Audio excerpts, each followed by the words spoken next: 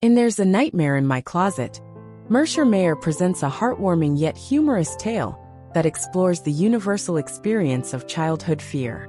With his signature blend of simplicity, charm, and a dash of humor, Mayer gives us a story that is both playful and relatable for children.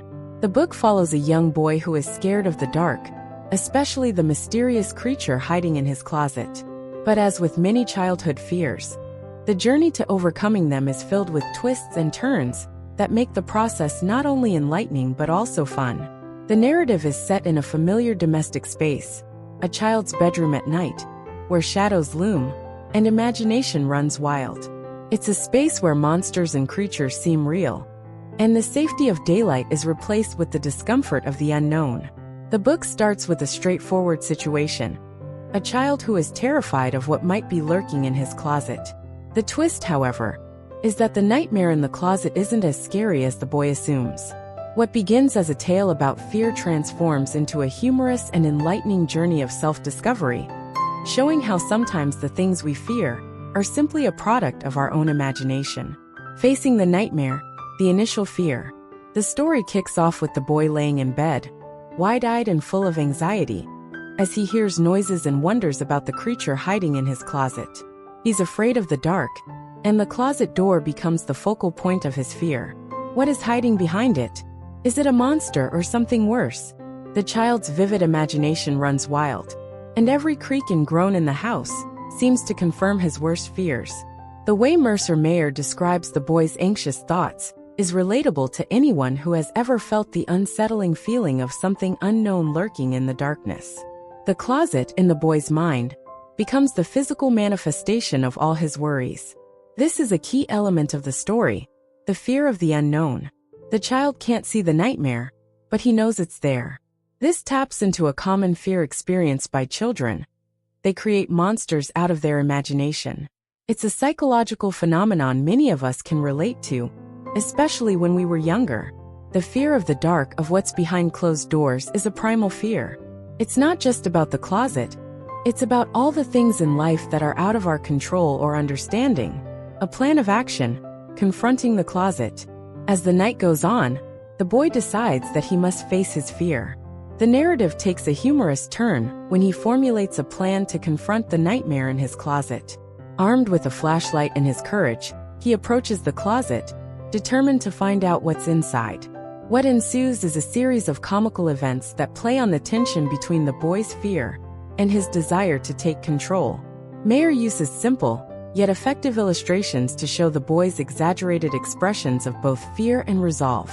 The humor in these moments makes the book more than just a typical tale of bravery. It's a story that acknowledges the ridiculousness of childhood fears, while also validating them. As the boy opens the closet, expecting to find a terrifying creature, what he actually finds is a smaller, less frightening nightmare. Instead of a fearsome monster, he discovers a rather cute and cuddly creature. A tiny, harmless monster that is just as scared of him as he is of it. The irony here is that the thing the boy feared turns out to be no more than a figment of his imagination, an overblown exaggeration of a harmless reality. The nightmare revealed a different perspective. As the boy faces his fear, he begins to realize that the nightmare in his closet is not the terrifying creature he had envisioned. In fact, the nightmare is just a small creature that's just as scared of the boy as he is of it. The creature becomes more of a reflection of the boy's own fears, an extension of his imagination rather than an actual threat. This is a moment of revelation for the boy, a realization that his fear was based on nothing more than his own thoughts. The closet, which had once been the epicenter of terror, is now a place of understanding and even empathy. This shift in perspective is the key message of the book. It illustrates how our fears can often be bigger than reality. The things that scare us the most are often just products of our imagination, magnified by our anxiety. By confronting the fear, the boy learns that it is not as dangerous as he once thought. The nightmare is revealed to be harmless, and the boy no longer feels threatened. The boy and the nightmare come to a mutual understanding, and in the end, they even share a peaceful moment. The transformation is a simple yet profound reminder that fear, when confronted, loses much of its power. Overcoming fear. the boy and the nightmare's bond. As the boy gets to know the nightmare, the relationship between the two changes. They start out as adversaries, one afraid of the other, but by the end of the book, they are almost friends. The nightmare, which initially seemed so frightening, becomes a much smaller and more manageable creature. This interaction teaches the boy an important lesson, that sometimes the things we fear aren't as scary as we think, and by understanding them, we can make them less intimidating. The bond between the boy and the nightmare is also a metaphor for how we all deal with fear. It shows that fear doesn't have to be something to fight against. Sometimes, understanding it and looking at it from a different perspective is all it takes to make it less overwhelming. The boy realizes that his fear was based on a lack of understanding, and once he takes the time to face it, the nightmare loses its hold over him. Humor and illustration, making fear a little less scary. Mercer Mayer's genius lies not only in his storytelling, but also in his illustrations.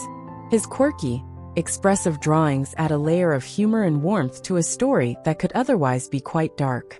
The illustrations are filled with rich detail and bright colors that contrast the initial gloom of the boy's fear. The nightmare itself, far from being a menacing figure, is portrayed in a playful, cartoonish style.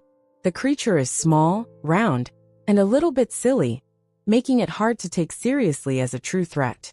Mayer's humor in his drawings works hand in hand with the text to make the story lighthearted, even while exploring the serious theme of overcoming fear. The humor doesn't undermine the gravity of the lesson. Instead, it makes the message more accessible to young readers. Children can laugh at the ridiculousness of the boy's fear, while also learning that confronting their own fears can lead to similar revelations. The combination of humor and illustration creates a safe space for children to process and relate to the emotional journey the boy goes through. Final thoughts. Fear is just a part of growing up. There's a Nightmare in My Closet is a timeless exploration of childhood fear, full of humor and valuable life lessons. Mercer Mayer's story teaches us that fear is a natural part of growing up, but it also shows that fear can be overcome with understanding and empathy. The boy's journey from fear to understanding resonates with readers of all ages, offering a powerful reminder that sometimes the things we fear are simply the product of our imagination. By facing our fears head-on, we often find that they are not as dangerous as we once thought. The charm of There's a Nightmare in My Closet lies in its simplicity. It doesn't preach or offer complicated solutions to fear. Instead, it delivers a message that is easy for children to understand. Fear is a normal part of life, but it's also something that can be managed. The story is an invitation for young readers to reflect on their own fears and to realize that they have the strength to confront them, just like the boy in the book. Mayer's blend of humor, warmth, and insight makes this book a must-read for children and parents alike. It's a gentle reminder that, even in the dark, we are not alone, and that sometimes, all it takes to dispel our fears is to take a closer look at them. Thanks for tuning in. For more enlightening content and a detailed summary, visit www.mybooksummary.com. Don't forget to subscribe and share with your friends. Let's inspire and empower each other. Subscribe to our channel and share our videos with your friends and family.